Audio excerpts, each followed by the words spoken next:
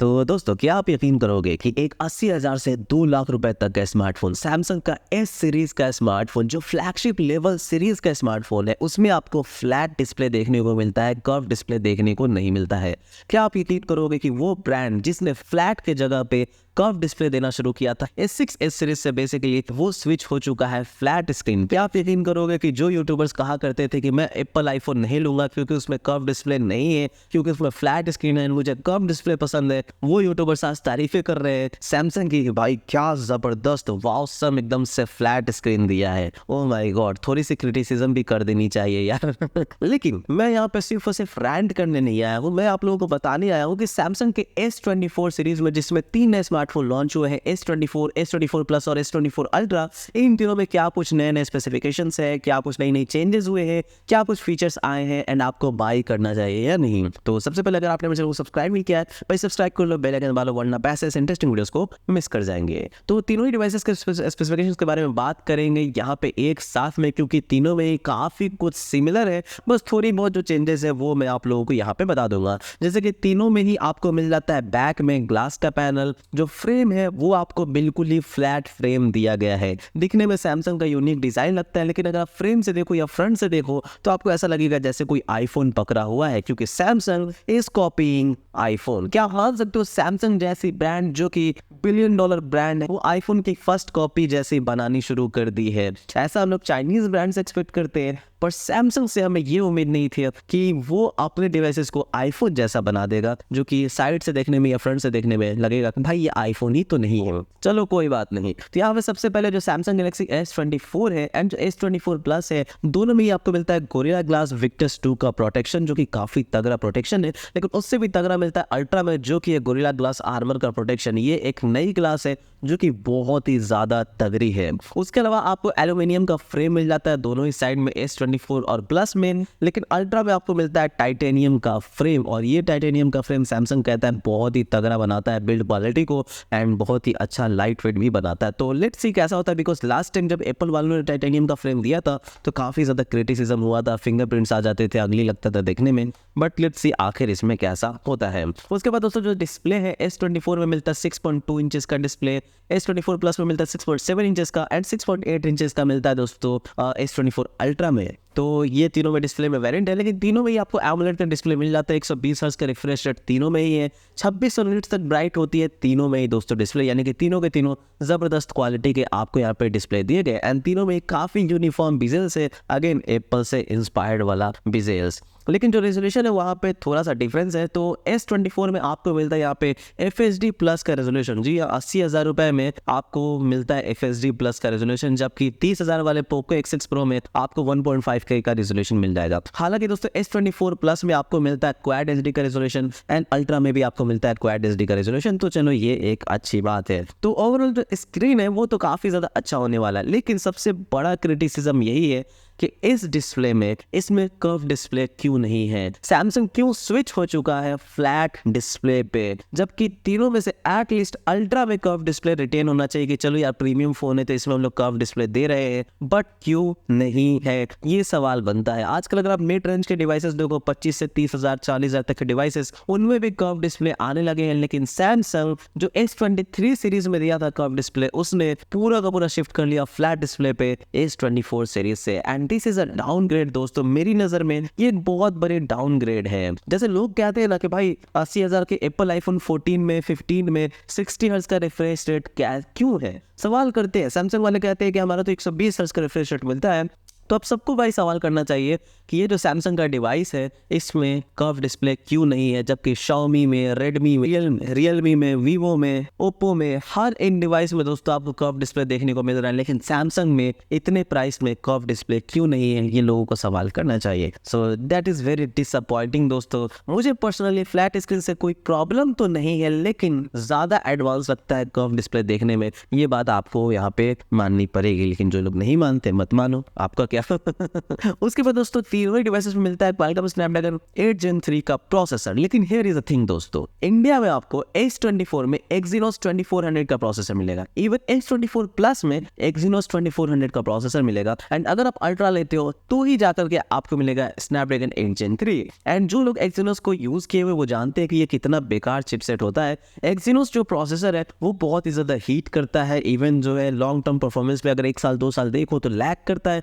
Problems आती है दोस्तों। तो ये बहुत बड़ा क्रिटिसिज्म यहाँ पे होना चाहिए कि इंडिया में अगर आप 80,000 में S24 बेच रहे हो, 1 लाख के ऊपर S24 प्लस बेच रहे हो, तो इसमें स्नैपड्रैगन का प्रोसेसर क्यों नहीं दे रहे हो, क्यों Exynos को यहाँ पे डंप कर रहे हो जो कि बेकार सा प्रोसेसर है एंड बहुत ज्यादा हीट करता है, गेमिंग के लिए भी उतना अच्छा नहीं है। तो ज्यादा अच्छे से प्रोसेसिंग कर पाता है स्नैपड्रैगन के, लेकिन यहाँ पे सैमसंग वाले Exynos चिपका दिए इंडिया में, सिर्फ और सिर्फ अल्ट्रा में मिलेगा स्नैपड्रैगन 8 Gen 3।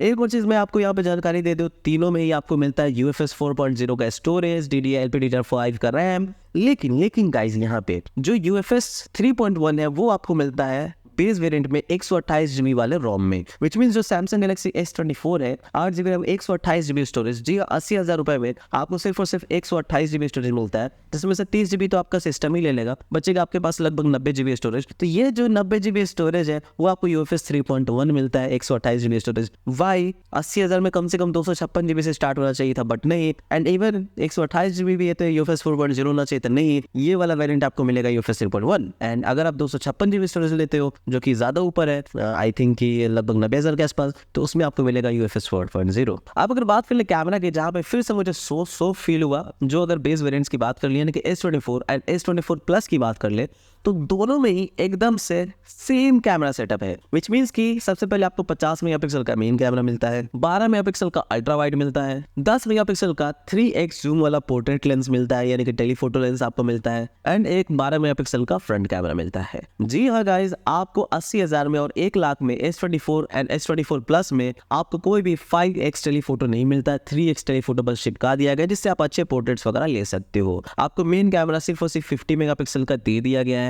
चलो ठीक है अच्छा है, 12 मेगापिक्सल का अल्ट्रा वाइड दे दिया गया, चलो ठीक है अच्छा है, नो प्रॉब्लम। लेकिन अगर आप S24 अल्ट्रा देखो तो उसमें जो है आपको बहुत बड़ी अपग्रेड मिलती है, यानी कि 200 मेगापिक्सल का मेन कैमरा यहाँ पे आपको देखने को मिलता है, बहुत अच्छी बात है। 12 मेगापिक्सल का अल्ट्रा वाइड भी है, 3x जूम लेंस भी है, टेलीफोटो लेंस भी है 3x वाला, जी हाँ, लेकिन एक आपको 5x वाला भी टेलीफोटो लेंस आपको दिया गया है, तो ये काफी ज्यादा अच्छी बात है। अगर आप नाइट स्काई की फोटो लेना चाहते हैं, चांद वारों की, या बहुत ज्यादा जबरदस्त, तो वो अच्छी बात है। एंड अच्छी बात ये भी है कि आप 3x एंड 5x दोनों में ही ऑप्टिकल जूमिंग कर पाओगे, एंड अगर आप 10x जूम जाते हो तो 5x वाला 2x जूम करके जा पाओगे, जिससे ज्यादा अच्छी आपको डिटेल्स यहाँ पे देखने को मिलेगी, ज्यादा अच्छी फोटोग्राफी यहाँ पे देखने को मिलेगी। बाकी 12 मेगापिक्सल का फ्रंट कैमरा मिलता है, PDIF OIS सब में आपको यहाँ पे मिल जाता है, नो प्रॉब्लम। तो यहाँ पे शिकायत मेरी ये है कि भाई 80,000 के फोन में हम लोग एक बेहतर टेलीफोटो क्यों नहीं देख रहे, या प्लस वेरिएंट में बेहतर टेलीफोटो कैमरा क्यों नहीं देख सकते, सिर्फ और सिर्फ अल्ट्रा के लिए क्यों रिजर्व किया जाता है हर बार। अब तो वक्त आ गया जब आप S20 के बाद S21, S22, S23 सब निकाल चुके हो, तो आप S24 में तो भाई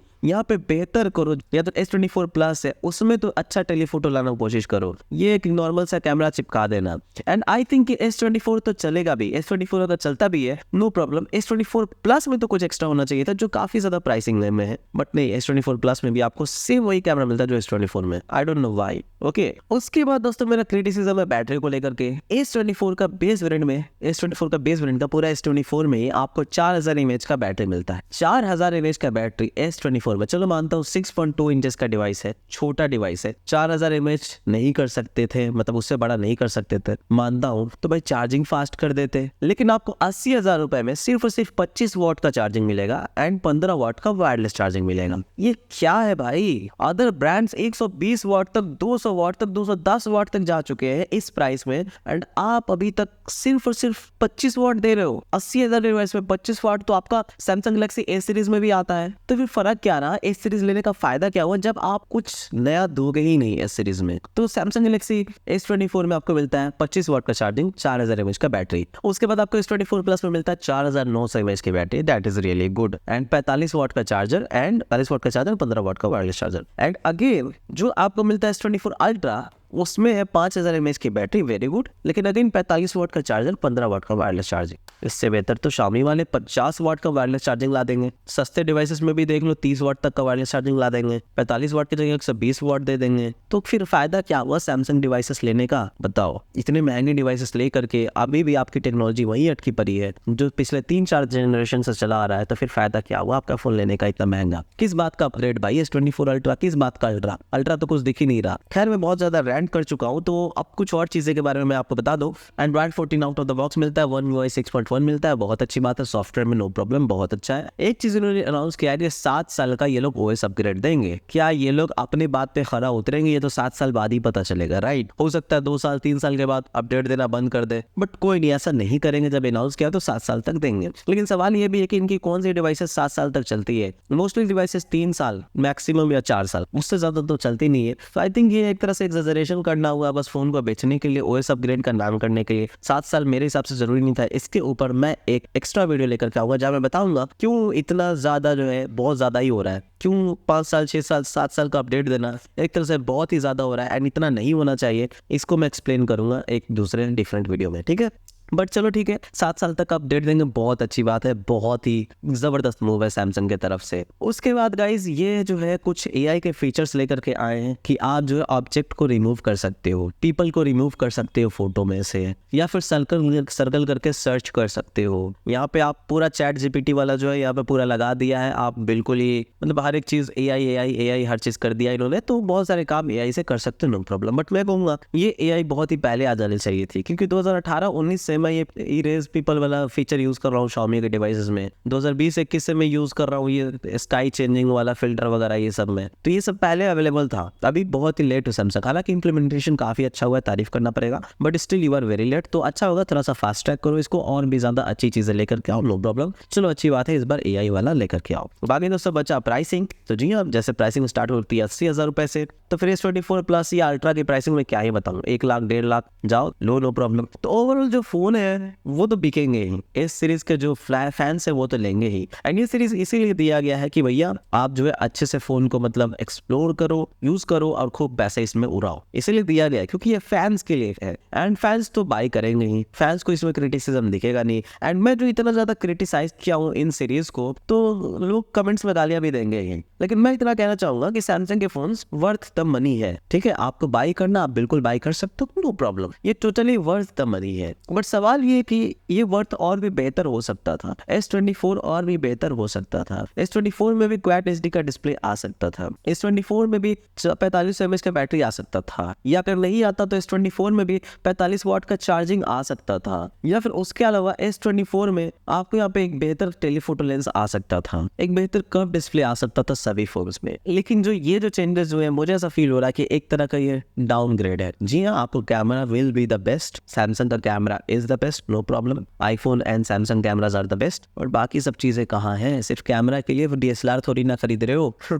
but yeah for the fans it's really good, awesome phone, best phone, there is no missing things, बहुत ही ऑसम है, बाई कर लो, जबरदस्त जाओ। एंड फॉर द टेकीज भाई बहुत सारी कमियां हैं जिसे सुधारनी चाहिए, एंड बहुत सारी गलत डिसीजन लिए सैमसंग ने कर्व डिस्प्ले हटा। अब कुछ लोग कहेंगे यार कर्व डिस्प्ले होने से ना फोन का इधर उधर साइड में टच होता है, भाई वो टेक्नोलॉजी बहुत पुरानी हो चुकी है, अभी तक सैमसंग वाले ये नहीं फिक्स कर पाए, तो क्या कर रहे हैं इतने बड़ी कंपनी होकर के कि मिस टच होता है। Xiaomi वालों का कर्व डिस्प्ले यूज कर रहा हूँ, आज तक कभी मिस टच ही नहीं होता। तो ये 30,000 का फोन है वो, फिर भी मिस टच नहीं होता। Redmi Note 13 Pro Plus 30,000 में आ गया कर्व डिस्प्ले, तो मिस टच होता ही नहीं। एंड लोगों को मिस टच फालतू का एक्सैजरेटेड प्रॉब्लम किया हुआ है, मिस टच वाला कुछ नहीं है, बहुत अच्छा लगता है देखने में कर्व डिस्प्ले, बस फ्लैट डिस्प्ले चला हुआ है आजकल। देखना 1-2 सीरीज के बाद वापस से कर्व पे आ जाएंगे और कहेंगे innovative curve display, next gen curve display, ऐसा करके कहेंगे। थैंक यू, बाय बाय, जय हिंद।